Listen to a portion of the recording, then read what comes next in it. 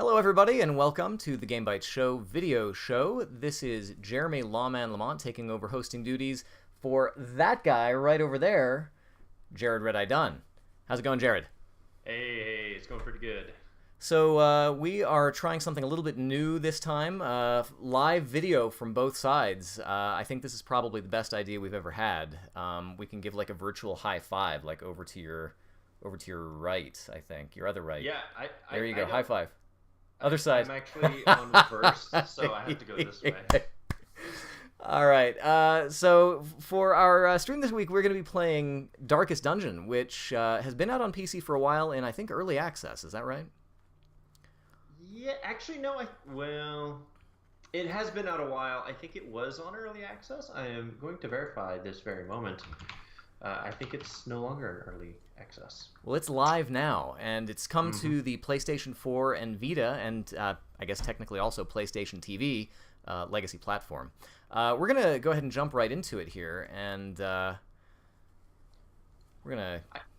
I kind of feel like PlayStation TV was legacy platform the minute it launched. It was super legacy platform, but still getting new releases like Darkest Dungeon. So Darkest Dungeon is a roguelike game. And I don't think the audio is going to come through quite well since we're already doing our video show here, but it's a very grim dark, like you can hear the narration. Yeah. Ever more dark and cavernous places. This game wants you to fail. Yes. And it's sort of always kind of gave me a, like, they kind of go for like that sort of like Dracula, Castlevania, or not Castlevania, but Transylvania vibe. Oh, absolutely. Absolutely. Yeah. Like, everything is scary, there's foul things in the woods. And, you know, I noticed in some of the credits, in the thanks, they actually give a thanks out to Clay Software, who did, I'm blanking now, Don't Starve. So they kind of have the 2D sort of idea. I talked about this on the Game Bytes Show podcast, and it's kind of an interesting sort of distilled idea of a dungeon crawler kind of game. So we're going to start our very first playthrough. Actually, starting from the very beginning, we're doing a tutorial level. And so I've got my dudes here on the left, my party of 2. It's going to tell me about map navigation, which you can see that in the example there are little rooms, but it doesn't really matter because whenever you're moving from one side to the other, you always move from left to right, no matter what direction the rooms are relative to one another. And you can see I actually have a torch meter up on the top, so everything is kind of based on light and stress. And your characters have different little abilities here, so I've got my dude Dismas, who we're going to go ahead and have him attack. And you basically just take turns. Little status effects, little ailments, so he got a debuff from that. He's now going to do, oh my goodness, critical hits. And you can see those little dark crowny things over the heads, which kind of show that they are getting stressed. Yeah, so that's their stress is the big mechanic in this. I won't say the one big mechanic, but it's sort of the new thing they try to add, I think, to these sorts of dungeon crawls. Yeah, in the very like Cthulhu sort of like fight off your insanity type idea is sort of how that goes. And once you complete the dungeon crawl, I assume we'll see that here in a little bit, you actually can try to reduce your stress, but each character does that in a slightly different way, which is interesting. So we've got these 2 dudes here. This big dude, I think I kind of need to get him. My sword guy is pretty good at a frontline attacker. So you'll see there's a chance to hit. I dodged there just now, the gunshots, and you can do things like adding status ailments like bleeding, so that guy's going to leech health a little bit after every turn. And he's dead meat. And I haven't seen it yet, but one of the big mechanics that maybe not real intuitive from just watching here is there's 4 positions, so you can have up to 4 people on the dungeon crawl, even though the tutorial is only showing us 2. And the enemy is the same, so the enemy can have up to 4 bad guys over there. And the position of your character matters a lot, particularly in what attacks are available, or what skills are available, I guess I should say. And it also matters when you use a skill, some skills can only be used on sort of the front line of the enemy. Some can be used towards the back. Some can be used in the middle. So positioning is really big. Yeah, and actually, you just showed it a few seconds ago. Corpses are a thing too. They can actually sort of take up space, and you can destroy a corpse to allow the enemy to move forward to possibly open up new attacks, which is interesting. Yeah, yeah. So, the other thing too is you might have mechanics to push the enemy out of their formation, push someone back who's a frontline attacker so they can't do their attacks, pull someone forward. Like you were saying, Jerod, the corpses sort of take up slots, so you either have to sort of extra kill them, I guess, by like hacking them to pieces, which is kind of gruesome, or you can they'll sort of decay on their own as well. So we're going to get this Plague Doctor. We're going to add him. We're going to add this Vestal. She's sort of a healer character. And what's kind of interesting about this game is they don't expressly go with the sort of tried and true trinity, although some characters are better at sort of healing and support than others, but there's no just this is your healer and that is what they do. They kind of mix it up a bit. Alright, so we are going to build our party. So you can see down in the bottom we get to choose our slots. I want Knight Guy in the front. I want Highwayman Guy next. I want Plague Doctor third. And fourth I'll put her. And it's a little tough to see, I think, because one of the things I think about this game that makes it a little bit tough, especially for streaming, is the UI is... it's a little busy. There's a lot of information that you're looking at. But you'll have to tell me how well this shows up. But you can actually see over on the right side here we have our combat skills. And each one, you'll notice on the left side, it has a couple of sort of light-colored dots which indicate the positions that it can be used from. And then on the right-hand side, there are red dots, or sometimes joined dots, that show where the area of effect will actually take place, like who you'll be hitting and what will be going on. And further, you can kind of correct me if I'm wrong, I think the bigger the dot, the better that skill is in that position. So what that is of the combined skills. So you can actually swap in and out skills. You can actually only have 4 active skills for a particular person, but what it does is it sort of takes the average and it says, okay, for the skills that you've picked, the brighter the dot above is this character's preferred position. So for example, the character that I'm looking at right now, she would actually be best in the 3rd slot because all of her abilities can be used from the 3rd slot, but there are some, like this Illumination, that cannot be used from the back. So she actually wants to be in the 3rd slot. Let's jump down and take a look at our Plague Doctor. Plague Doctor would actually be good in either the 3rd or 4th slot. So you know what I'm going to do is I'm going to reposition some folks here. I'm going to put her in the 3rd slot, put Plague Doctor in the 4th slot, and we're good to go. And they make some recommendations about buying food. You have to stock up on food. I'm going to get 8 of these, a couple of shovels. Food and torches are important too. Light levels make a big difference. Exactly, exactly. If your torch is hot, you can surprise monsters, which it's nice to get that free turn because they will kill you. Yeah, and I believe if your torch is running low, they actually get a buff to surprise you, right? And then the surprise allows them to go first or get an extra turn. I forget exactly how that works. Correct. Exactly right. So you can see my dudes just from walking around, they get a little stressed out. They're inexperienced young folks. All of this just because the witch doctor wanted to get a sandwich for a midnight snack. As you come across things in the hallways too, for example, you might come across traps or different things, and you can actually choose the character that you want to try to disarm traps. And I mentioned in the podcast, this is something that that I think really speaks to me. Is it is almost just in a different format or in a different style. It's almost the exact same thing as like the Bard's Tale or Wizardry or some of those old dungeon crawlers. Yeah, with the 4 characters, it actually, from the little bit I've seen, really kind of speaks to that, I think. Sort of the way it plays. You have a guild full of characters that you can leave behind and kind of cultivate, which is neat. So again, here you can see that down in the little rooms that I'm in, I'm moving sort of north on the map, but again, I always move from left to right. And and you actually not only do you have to sort of move through the room, but you also have to move through the hallways in between the rooms.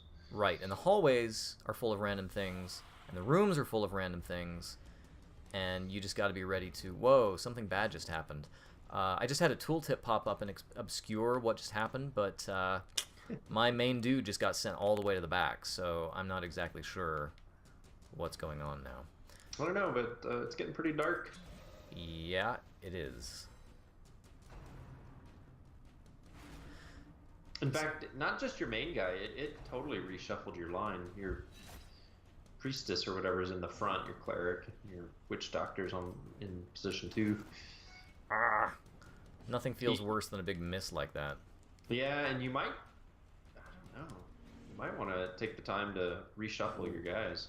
So you can. So yeah. I can move them one space forward. One at a time. Yeah, so that's a little rough, but we'll see what happens. These are sort of low-level baddies. I'm not too worried about it, but I need to get rid of that witch doctor guy back there, that cultist, because he is stressing my people out. I mean, he's kind of stressing me out. To be honest, that hat thing. What's going on back there, dude? I don't know. Oh, see, so he just pushed him back, which is actually good. That actually worked out for me. Yeah, the green. So the dual video feed is brought to you by the magic of Skype, and I don't know of a way to get chroma key working on Skype. Nor do I really care to fool around in Skype's menus to try to figure it out. So you just get the green screen. Yeah. We won't judge you too harshly. Had a volcano later. I'd put something cool back there, but I don't really have.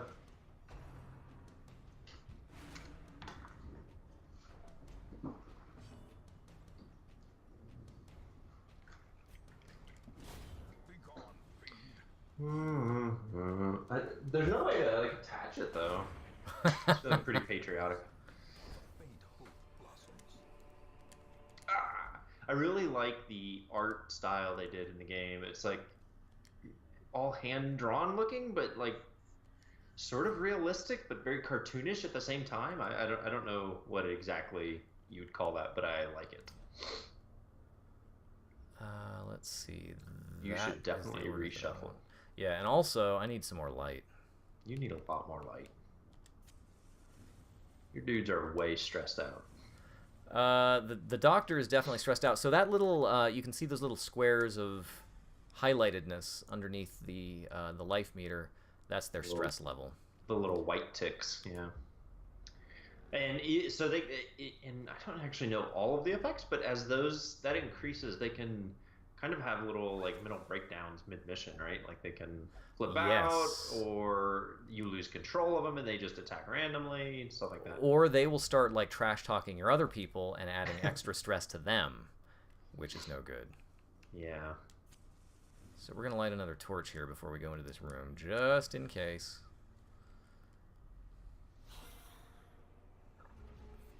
The interface seems, or I guess the interaction seems okay with the DualShock. Seems like. Yeah. So they use a combination of the R2 and R1. You know, the 2 and the 1 buttons, the shoulder buttons, to do just all kinds of stuff. And it takes a little bit of getting used to. This game also is cross-buy. It's cross-platform on the Vita. So if you buy it on the Vita, there's actually no front screen touch functionality. You can use the rear touch, though, to kind of navigate where the R2 and the L2 buttons would be. That Arbalest is going to make your life pretty miserable back there, I think. Yeah.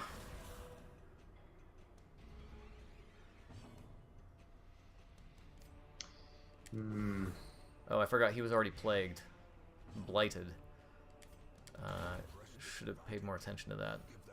And I think that just like you... Nice, that blight helped me out. And I think just like you'd expect in most RPGs... Ooh, nice hit. Some of the effects aren't I don't believe you can bleed skeletons and stuff like that. That's true. So some of the different effects, and actually I'm kind of surprised that you can blight skeletons, but why not? I guess they get a bone marrow infection. Nice. So there I chose the Vestal there to check that fountain, and it actually helped out. So I want to direct your attention down to the how do I do this? Down to the map. How do I do the map? How do I do the map? How do I do the map? There's probably a button for the map somewhere down there. But anyway, you can actually see there's a little purple icon in there. It's a spider web. Oh, there we go. So zoom in. All right, that was awesome. So there's a little purple spider web there, and you can actually come across traps, and sometimes you can actually scout things in advance. You have a random chance to scout stuff, and nice, we were able to disarm that. And you can actually see what's coming down the hallway sometimes. So there we actually sort of knew that trap was there. My torch just went out, so I'm managing my light levels. Light a couple of torches. Nothing there, so we'll take a hike. So now even though I'm moving from east to west, oh nuts, traps. Even though I'm moving from east to west, I'm still moving from left to right. I'm kind of obsessed with describing that left to right thing. I just keep saying it over and over again. It's just kind of an interesting idea. You seem quite obsessed with it. I am a little bit. So when do we get to move right to left? Never. Actually, you can move backwards, but you go really slow, and I think it stresses your guys out to do it. This game is pretty neat, Nate. I agree. It is definitely one of these types of games where you should not be afraid of failure. Although I will warn you now, you will probably die in it many times. But if that type of thing does not freak you out, then it's a pretty good one. Yeah, in fact, they pretty much keep new heroes coming into the town all the time after every mission. So as your dudes kind of wear down through the fatigue of battle and whatnot, you might decide, you know what, this dude is just not worth it to me anymore. He's more of a liability. You can actually just dismiss people and trade them out for guys with better traits or people who are less likely to take down your whole squad. Let's see, disorienting blast. Let's try. You basically put your guys out to pasture. Yeah, exactly. They're basically everybody is expendable.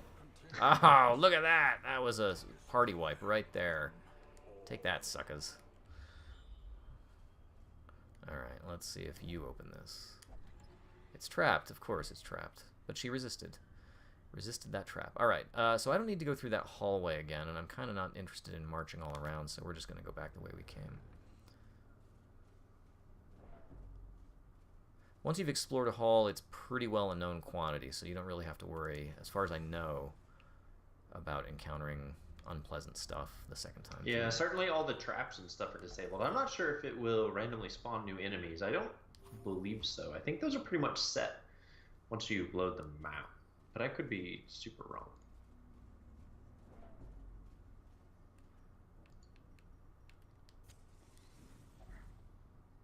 So here we have a hunger mechanic, and so I did have to pack along food. Little things like that will stress you out greatly if your guys are starving while they're spelunking. So here it tells me my quest is complete. I think I did an explore quest here, but I'm going to say we're going to stick around for just a minute, and we're going to check out that last room, which I have regretted that decision. Famous last words. Yeah, I've regretted that before. Okay, we need torches. Why am I burning through so many torches? It's like they burn or something. What is the point? I don't think you get to keep any of your provisions, though, so I might as well just... Oh yeah, these guys look like a jolly crew.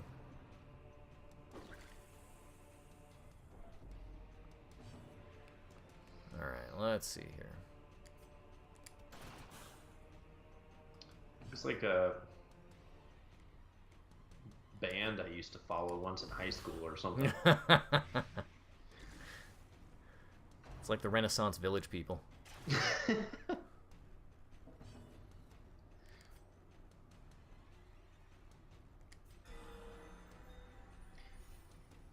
So this, in this game is entirely single player, does not have any sort of leaderboards or anything like that, correct?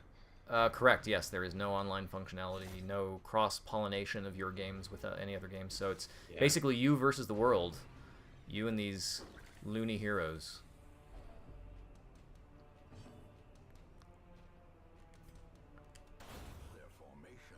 You should try killing some of these guys. Yeah, no kidding. I'm just waiting for my Plague Doctor to just start having a breakdown, because I think he's not having a great time. No, he's not. No.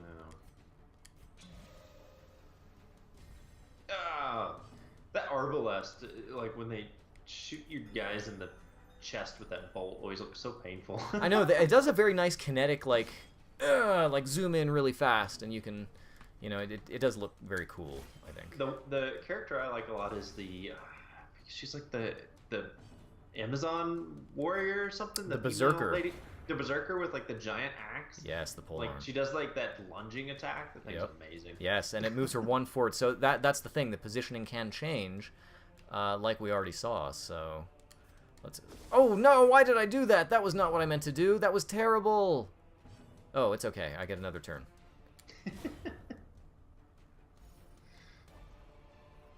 So we get a key and some junk.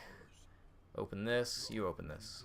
You did a good job taking out those corpses, though. Yeah, they never saw it coming. No, they didn't. All right, good. So we're good. So that's our first. Whoops. So that's our first little foray into the dungeon. I think we've got time for one or maybe two more if I hurry. Collect all that stuff, and all the stuff that you collect here. So you collect heirlooms and deeds and titles. America. This video show brought to you by America. So we also we also get to unlock some new traits. It's sort of that dual mask. Is like you might get a good trait or a bad trait or a pair of each. And if you want to see what they are, so my knight now got a hard-skinned plus 10% protection, nice. But he's also got -4 speed on the first round. My highwayman is a beast slayer now, which means he gets extra ACC. What is ACC? Accuracy versus beasts, plus 3% crit. He's obsessed with cleanliness, which I'm not sure what that means. Maybe he gets upset if he leaves rubble or something. The Vestal is steady, so she gets 10% less stress, which is nice because she was flipping out earlier. My Plague Doctor is a thaumatophobe, which means he gets plus 20% stress if he has 50% or less HP. And he's balanced, which means he resists being pushed or pulled. So those are the kinds of things, and so your guys just get random traits. You can actually get, if you go crazy, you can get personal quirks that stay, and then you have to send them to the sanitarium to sort of cleanse them from that stuff. I'm going to see who's new in my list here. So we have now a musketeer. She looks like she prefers to be in the back couple of positions. She is a kleptomaniac and has fear of beasts, but other than that, she seems okay. We'll take her. And this man-at-arms is thick-blooded. What does that mean? Let's see what thick-blooded... Oh, he probably resists... Oh, he resists blight, which is good. And he wants to be up front. Let's take this guy, too. So now that we've got a couple of extra dudes, we can send our stressed-out guys to do some fun things. We're going to send her to... the gambling hall. Costs 1,200 gold to do it.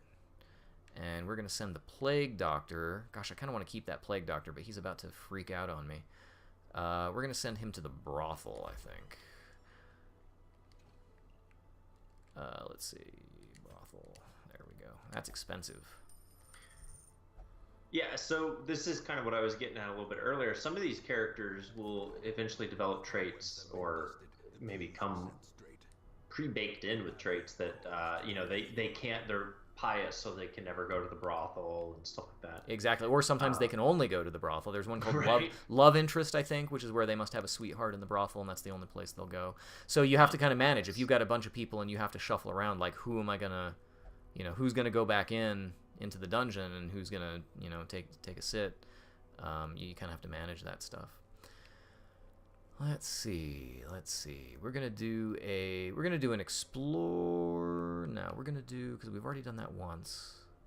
We're gonna do a scout mission here. And we're going to plug in our musketeer, who wants to be in the back. We're going to plug in our highwayman up front.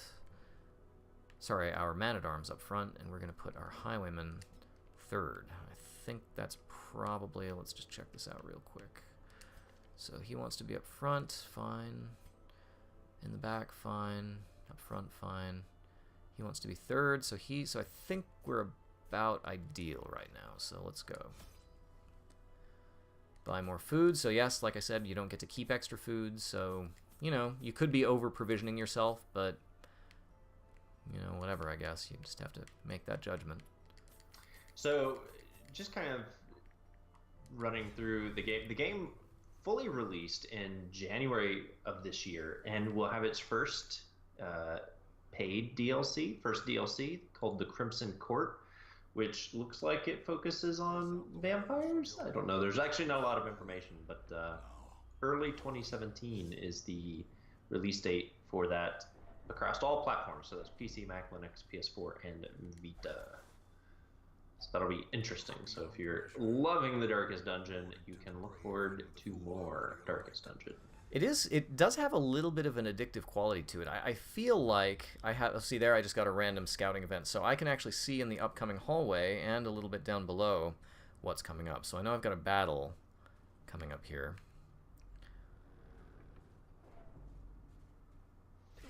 And these guys look... Oh, so we surprise them. Finally, I get some surprise on my side. We're gonna just rain it down on these guys. So let's see. She can heal herself.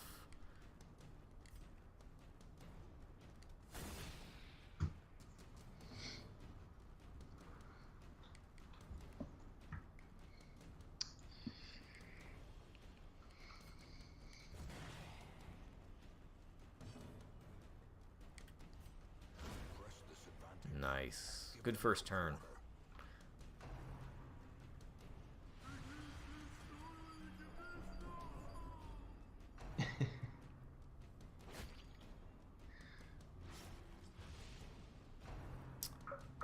Yeah, the game certainly seems to lend itself to ease of expansion, so to speak. So just being able to sort of add new characters, add new monsters, add new places to go.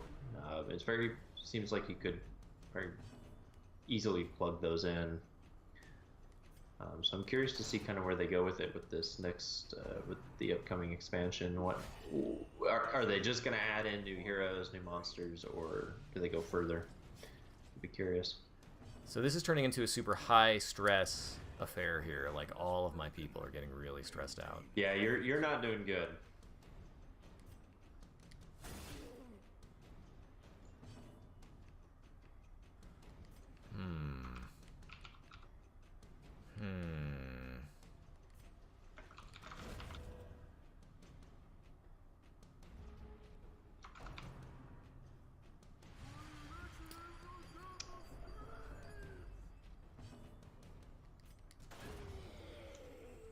I think we're gonna get a chance to see some of my guys have an episode here. You should really try defeating these guys. I know. I know. There we go. I mean, because you're only like one room in. I know.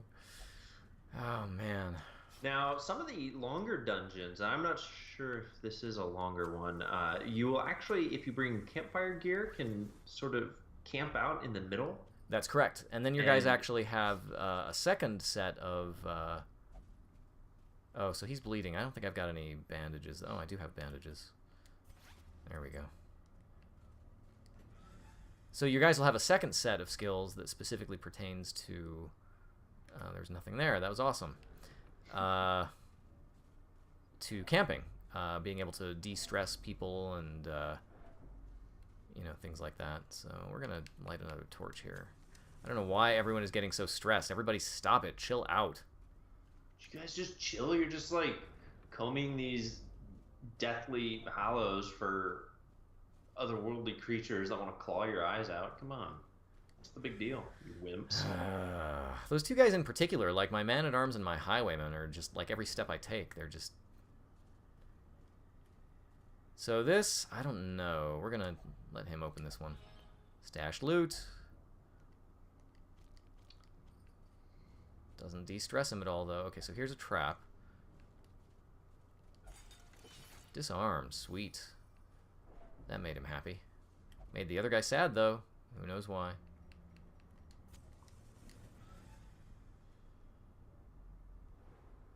Nobody in here, but we do get a scout. You might want to check, make sure you're still streaming. Oh, really? Just went blank on me. Could just be me, though. It looks like it's just you. I think I'm still good. Let me try reloading the page. Whoops.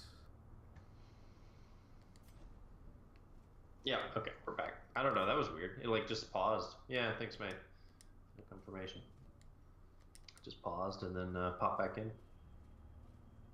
Did I just go back the way I came? Oh, man, I just walked into that trap because I wasn't paying attention.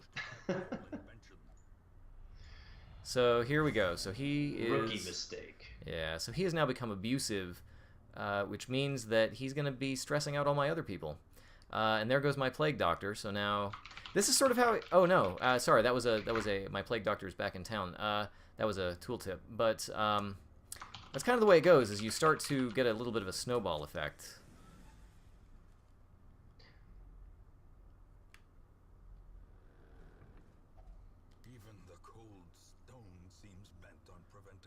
If you don't have a shovel, you can... Oh, what just happened? A wasting sickness. I don't even know what just happened. What? Okay, I need to check this guy out. I don't know what that did to him, but I'm sure I'll find out. Yeah, it seems like this is definitely one of the types of games where it's like anytime you're gonna like check the environment for things, it's like I'm almost tempted to just move on. Just don't even look. Don't. Yeah, right. It's gonna happen or it's not. It doesn't help if you worry about it. Although It's sometimes it does help to know like what situations you can avoid, I guess. It's like FTL was sort of like that. It's like I don't even want to attempt the random encounters. So here are these. I think these are just people. Humans, right? They look like it.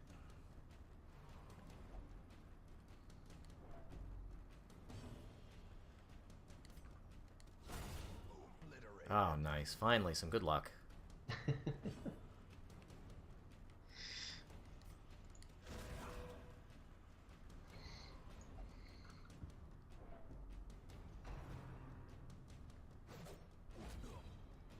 And so things like critical hits can actually reduce stress, which is definitely a good thing. They can. So the little glowing halos that happen around people,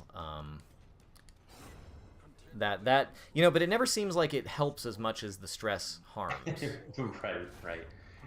You're definitely fighting a losing battle, so Right. sort of getting through the mission as quickly as possible is important.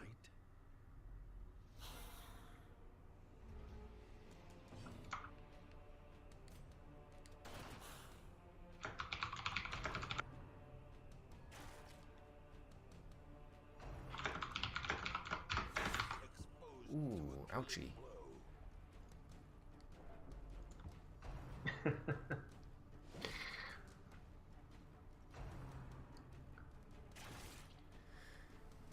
So now here, my man-at-arms now is on death's doorstep, which means if he takes any more hits, he can potentially die. So you sort of get a last-ditch, you know, you can sort of live if you're careful. But then also, if that happens to you, you actually suffer for having been in that position anyway. So it's no good. You'd want to avoid it if you can. Yeah, for sure. There's a potential you can save the character, particularly if you're towards the end of the fight, which you are definitely not. Or if you have like the next turn is a character with particularly high healing ability.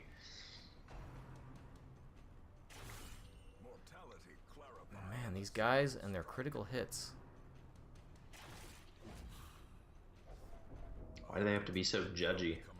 You did a good job shooting those pile of bones. Man. Alright, let's see here. Dodging. Oh, he can hit anybody. I like that. Alright, so she's going to have to heal him again.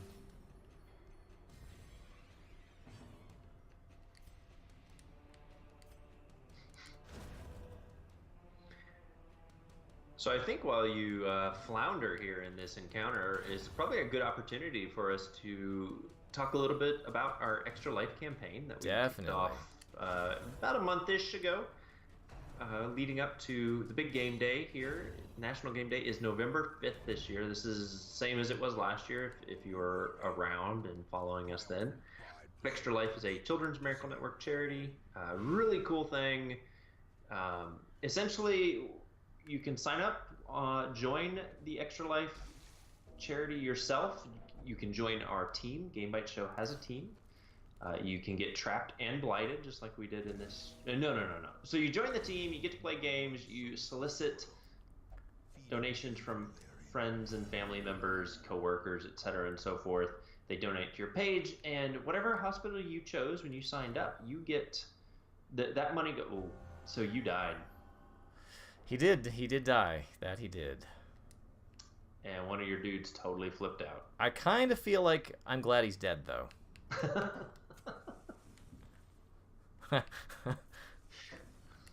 Well, we couldn't save the man-at-arms, but you can save children at hospitals across the United States. So you should definitely check out our team at extra-life.org/team/GameBytes Show.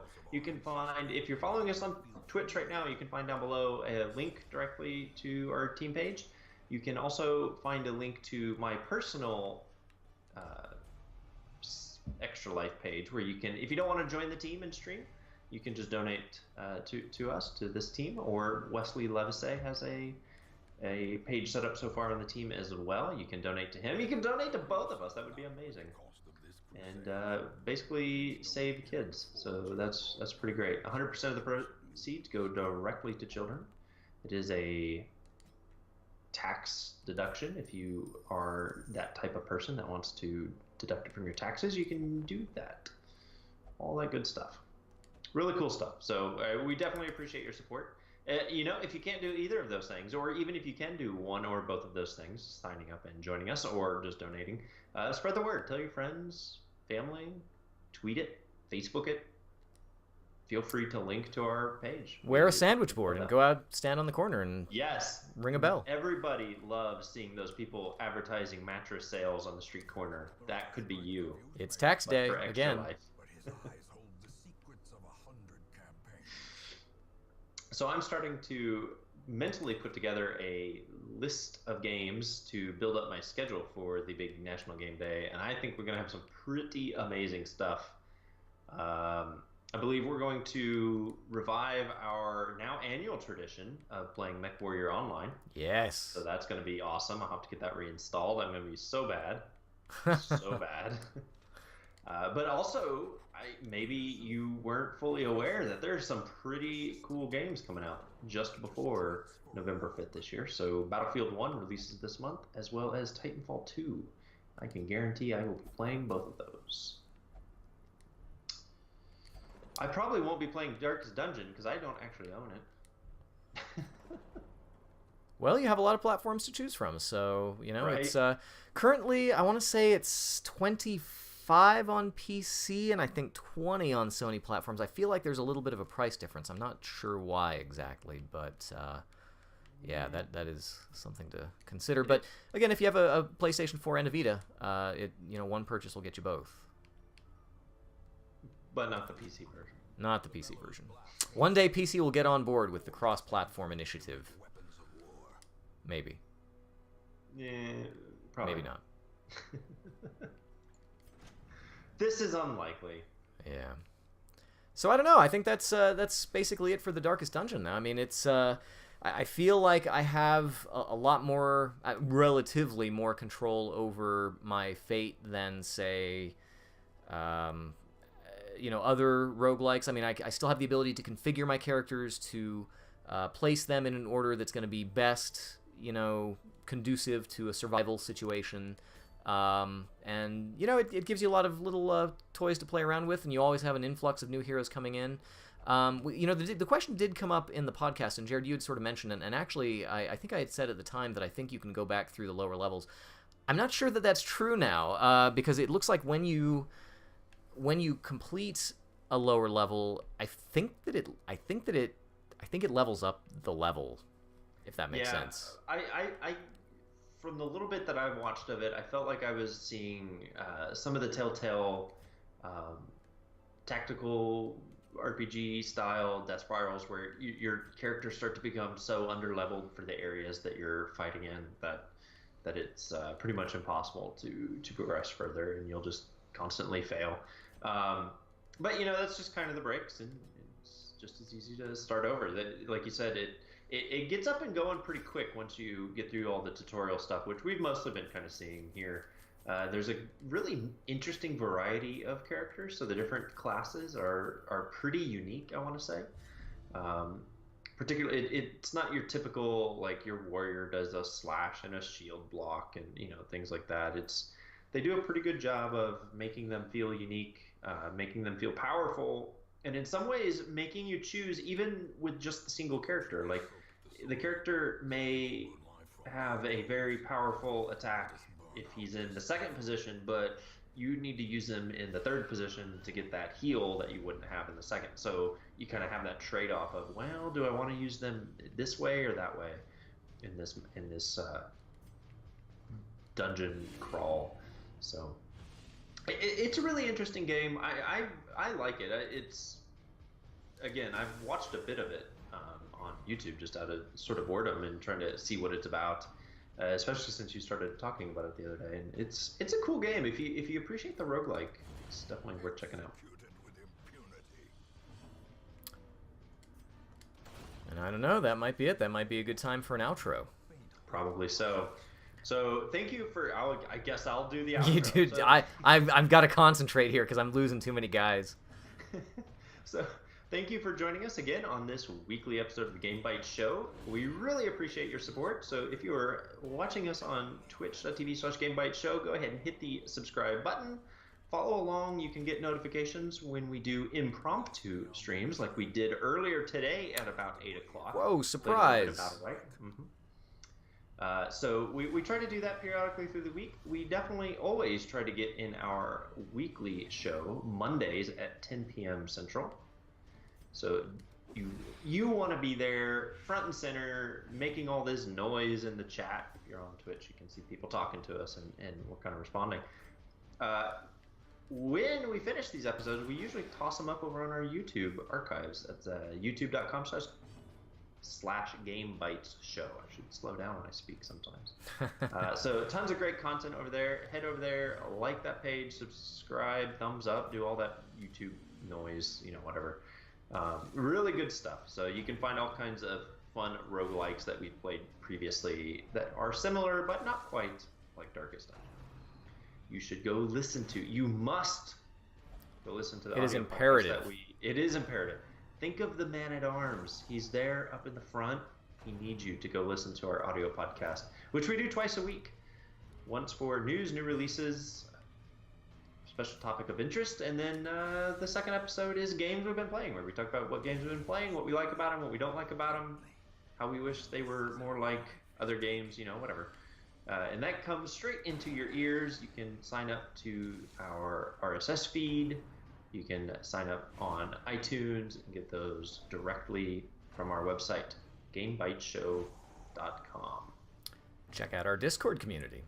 We do have Discord. I don't actually know an easy way to link that on our website. I've started putting it in the show notes of the podcast, so you can actually go to GameBytesShow.com. You'll see there in the last few episodes a link to the Discord invite. You can also just ask us on Twitter. We're on Twitter. Yeah. Mm-hmm. We are on Twitter at Game Bytes Show. You can find us individually if you don't want to talk to a random blue box with letters in it. I am at red_I. You can find me at Jeremy_Lamont, and you can find our podcasting compatriots Legrand Jolly at Legrand, Legrande. And you can also find Dale Jones at Count Elmdor on Twitter. And, yep. tweeting. Oh, tweet. Tweet it. You tweet it. Make it happen. So that, I guess, is it for our episode tonight. If you have any suggestions for games that you'd like to see us stream, there are certainly lots to choose from. We're gonna, I don't know, we're gonna try and do like a Halloween-y sort of thing, like spooky stuff. That was kind of the idea for October. I think so. I think we're going to, you know what? I'm gonna commit to it. I think next week we'll play Necropolis. That's came out a few months ago, and it's kind of dungeony. It has necropolis, like whatever, necro means something in spooky Halloween terms. So we're gonna play it. It's sort of a Dark Souls random dungeon generator thing. It's pretty cool. Awesome. Yes. All right. This is where you stop streaming.